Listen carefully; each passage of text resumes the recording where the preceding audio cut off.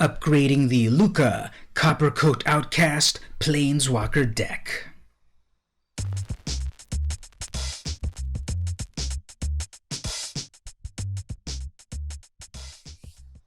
Hey everyone, it's VM Campos, Magic Fan. Welcome to another Planeswalker upgrade video. This time it's for Lukka Coppercoat Outcast Planeswalker deck. Now you might say, but VM Campos, I thought that there were no more Planeswalker decks being put out by Wizards of the Coast. Yes, Tammy, you are correct. There are no more Planeswalker decks being put out by Wizards of the Coast. They've instead opted to put out decks from this up-and-coming new format that you might have heard. It's really under the radar. It's called Commander. So that's what Wizards is more focused on. Commander decks, which are like double the price of what a Planeswalker deck was all about. Now, Planeswalker decks were more of an intro to Magic, where Commander is like the top-level Magic. So, okay, they're going to do what they're going to do. But here's what we're going to do. We're going to talk about building more, beginner-friendly, budget Planeswalker decks ourselves. That's what this video is all about. So this video is more for beginning players to Magic, whether you play paper or digitally on Arena, or that other thing called Modo. And it's more focused on an artisan build that is common and uncommon cards. Those are the wild cards that we can get on Arena a lot easier. It's just harder to get rare and mythic rare wild cards to craft your perfect deck, so it's going to be on a budget. Also, IRL, it's a lot easier to accumulate a bunch of commons and uncommons. Let's say you buy a box of Ikoria, Lair of Behemoths. You're going to get so many commons and uncommons, and you can still make some really cool decks, as we will see here in this video, as we've seen in all of my previous videos of all time. Quick reminder, the longer version of the video, the one with the sideboard guide, the big money upgrades, and so forth, is available at my Patreon. Go on over to Patreon, patreon.com/vmcampos. For $1, you'll get access to the longer version of the video, more deck tech stuff in there. But don't worry, you can still, for this free version here, get everything that you need in the main deck, totally for free. But if you want to support my deck techs, my YouTube, etc., keep me going, head on over to patreon.com/vmcampos and get in there for $1. At the $2 range, I'll actually mail you a vintage Magic card straight from my collection in appreciation. No, not a Black Lotus. If you can't quite subscribe at the moment, no worries. Let's get on with the regular deck tech. Alright, so I've pulled up Magic Arena right here because we don't really have the cards to work with at the moment, so we'll use the next best thing, Magic Arena. Just out of curiosity, how many of my Magic buddies are available? Ooh, Colonel Manischewitz is there. Dragosi, shout out to Dragosi. Keeb plays as well. So you all just got shouted out in my deck tech video. Anyway, so I'm going to load up the Lukka Coppercoat Outcast Planeswalker deck. The star of the card is Lukka Coppercoat Outcast, aka Silver Daddy. So 5 mana gives you a 5 loyalty legendary Planeswalker Lukka. Now it is double red, but guess what? This is a mono red build, so that'll be easy to cast 5 mana. +1. Exile the top 3 cards of your library. Creature cards exiled this way gain. You may cast this card from exile as long as you control the Lukka Planeswalker. So basically, you exile your top cards, and then all your creatures, you can then cast them whenever you want as long as you got Lukka. This deck does rely on creatures, so you'll be hitting creatures pretty well, and you'll be able to cast them pretty easily because they'll be in an exile zone that your opponent cannot really get to. -2. Exile target creature you control, then reveal cards from the top of your library until you reveal a creature card with higher converted mana cost. Put that card into the battlefield and the rest at the bottom in a random order. Okay, so there's going to be like a little creature, then you -2, and you're going to morph it, so to speak, into a big creature. So there's a big creature that's got way more casting cost than the smaller one, -2 with Lukka. You kind of trade them for the bigger one. Really cool, and we will see that big creature is a haste creature, so even better. -7. I love this so much. This is the Timmy Tammy in me that I really enjoy. -7. Each creature you control deals damage equal to its power to each opponent. I played a game where my opponent was still at 23 life. They were really holding off on a lot of life. They had a lot of blockers. Their blockers are a little bit stronger than me. But I started to build my board of little critters, and then, of course, defending Lukka. And then eventually I did a -7, and all my creatures did direct damage to the opponent. I remember now. The opponent also had a Teo Planeswalker where the opponent had hexproof. So this gets around hexproof because it's to each opponent. There's no targeting happening. So the opponent was like at 23 life and they went down to 7 because all my little creatures did their fire breathing directly at my opponent. So it was amazing. I love that part of this card. Not that hard to get to it if you have some defenders for your Planeswalker. Alright, let's look at the creatures that this deck is all about. So again, common and uncommon is the name of the game here. Of course, there's some rares and mythics that will make the deck better, but that's going to be in the longer version of the video, so don't forget to go to the Patreon to check that out. First of all, we've got the Frill Scale Mentor, 3 mana, 3/2, creature, human warrior. When this Mentor enters the battlefield, put a menace counter on a target non-human creature you control. Okay, so pretty much everything in the deck is a non-human except for this, because the Mentors are amazing. I love the Mentor cycle in Ikoria.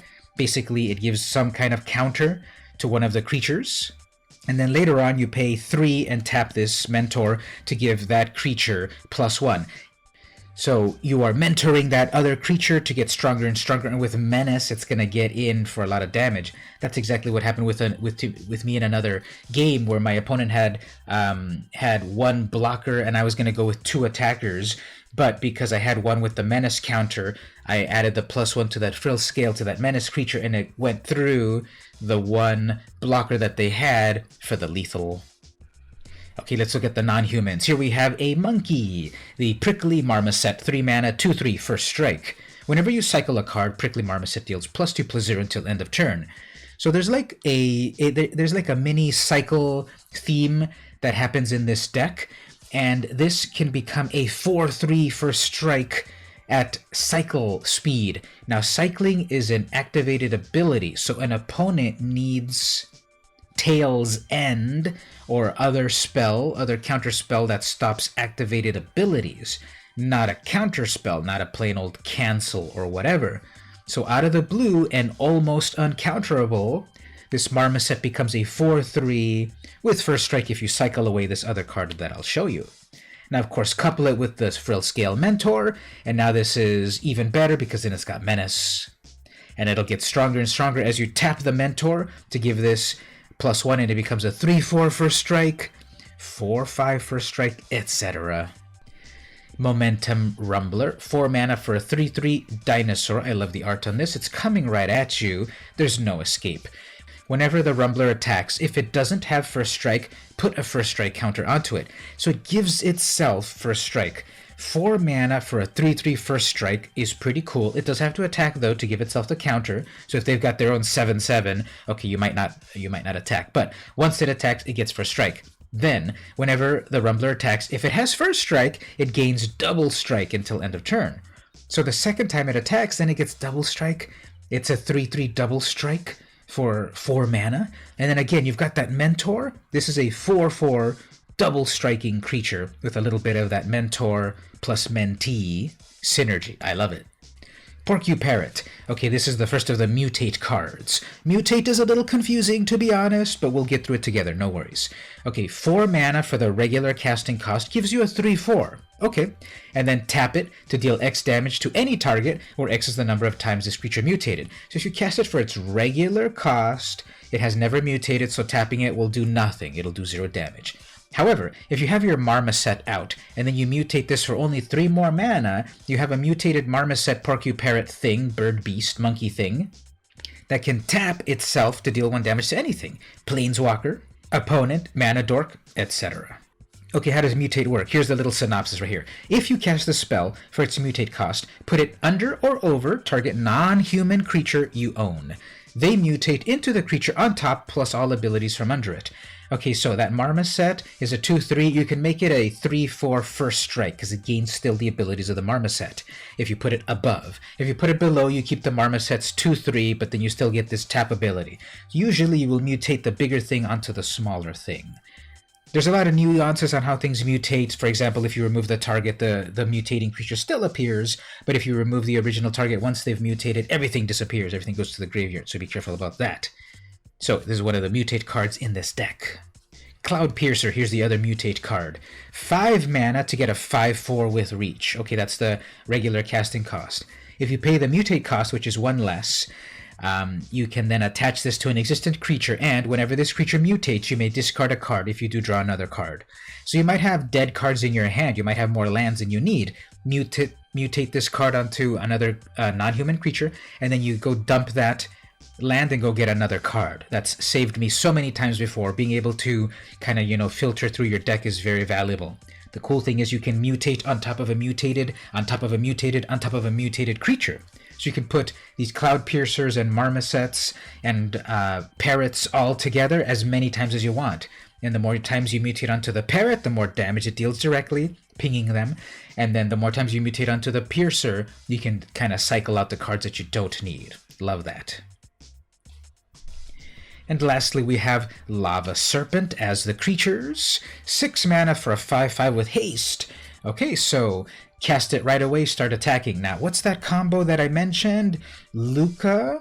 You might want a -2 Lukka to get rid of your Prickly Marmoset, and then instead you manage to get the Lava Serpent out onto the field, and then that one's attacking with haste.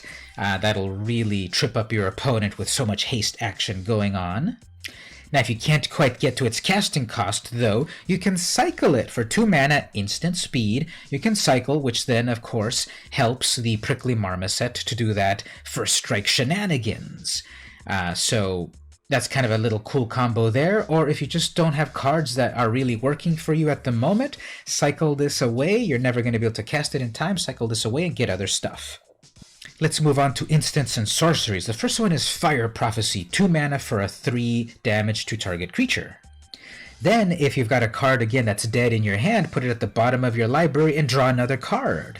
So 2 damage to one of their little pesky creatures, plus draw a card, possibly. I think that's some pretty cool upside. It's at instant speed, so after you have, again, your first striking Marmoset do a little bit of damage to that 5/5 that they're saying, haha, survival of the fittest. Well, then you put in a little bit of this Fire Prophecy to finish it off, plus pseudo-cycle that card away. And then next we've got the Flame Spill, also at instance. This is one of these very rare, but at uncommon, trample damage spells. Now, they can't really write the word trample on a spell, but here's how they write it.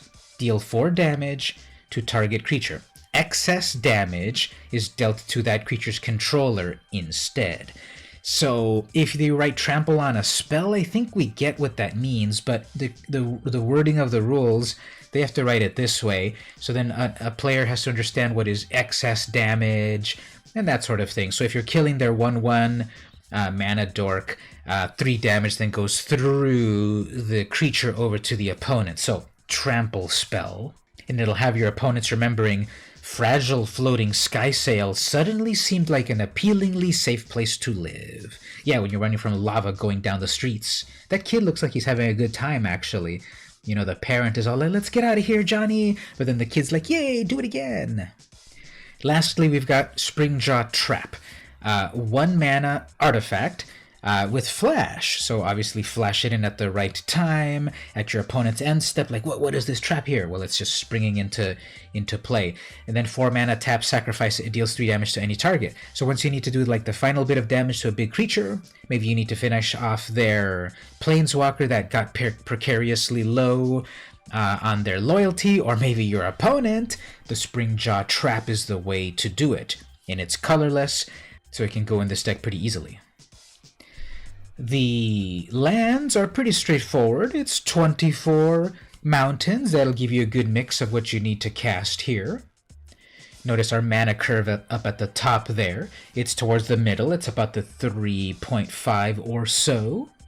So 24 mountains should do the job. Now remember, always get the unsanctioned style mountains to really strike fear into the opponent's heart, especially with these like Swiss cheese mountains.